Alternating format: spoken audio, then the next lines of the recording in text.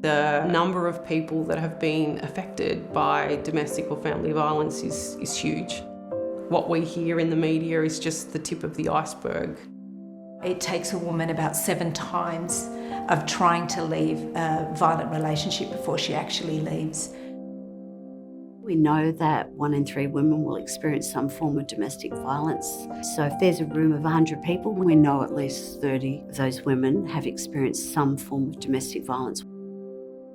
There is a sense of urgency for these women. Every week we're hearing that someone has died from somebody being violent. We really have to increase the services and the places where women can come and feel safe, because it's on the rise. I've had phone calls with women that are sleeping in their car. Quite often, women that feel unsafe in their housing, they go back to the perpetrator. There's not enough houses for us to be able to supply every inquiry. Saying no to someone is definitely the most difficult part of this job. You are, at times, the person's last hope. When you say no, that hope is gone, and that's an extremely difficult thing to deal with on a daily basis. One of the residents here has experienced quite severe domestic violence that's almost cost her life. She's got an acquired brain injury from that abuse.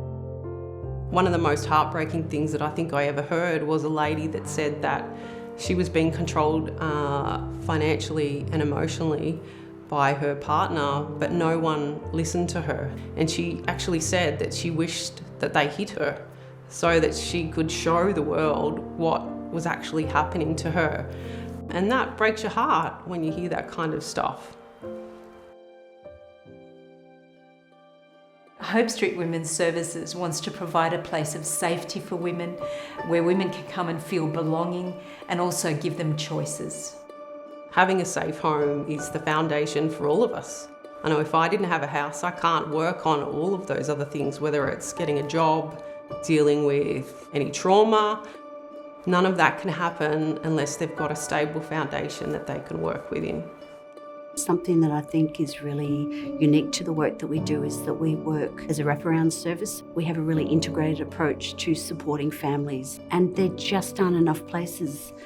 We're really providing opportunities for men to face up to their behaviour and the urgency for them to make changes, because every time they're violent in the home, the kids are picking that up, they take it on, and it does them harm. I think our stance is prevention is better than cure.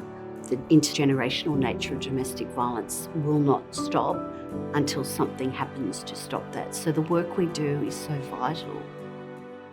A large part of my role here is working with the children within those families. I believe in these children, and I believe they are a key to breaking the cycle.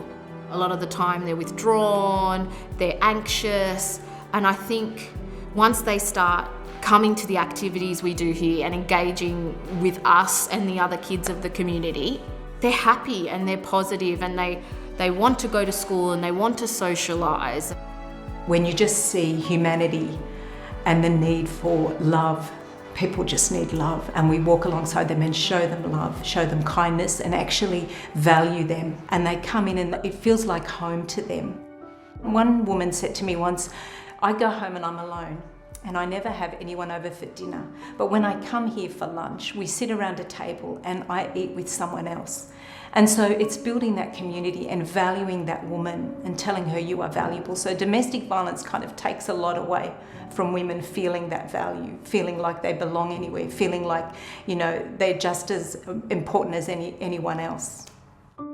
Having that sense of community and building those relationships is so important to feel safe and secure in your environment.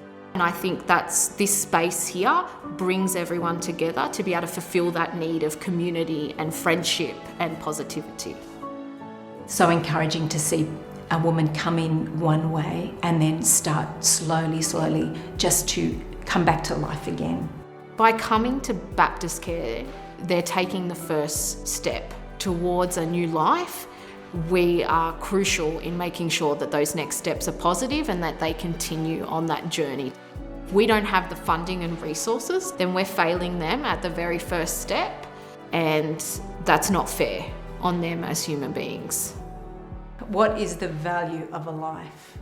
Because ultimately, if women don't get out of these situations, it could cost them their life. What is the value of the future of a child? What will that child grow up and be? We need to give for the future of the children that are affected by DV and for the future of these mums as well, so that they can stand on their feet and raise their children. And there is an urgency that we do something about this as a nation even. It's so important.